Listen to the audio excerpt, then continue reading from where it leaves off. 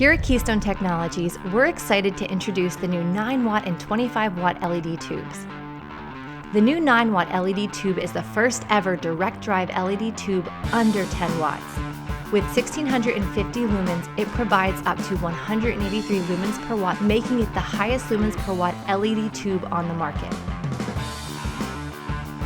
This 4-foot tube is available in single-ended or double-ended and uses shunted or non-shunted sockets. It's also UL certified for low flicker.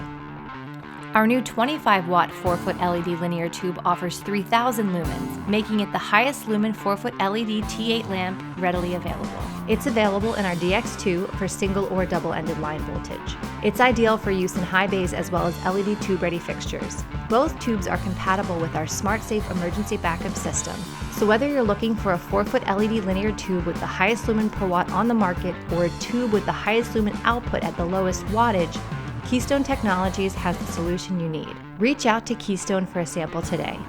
That's light made easy.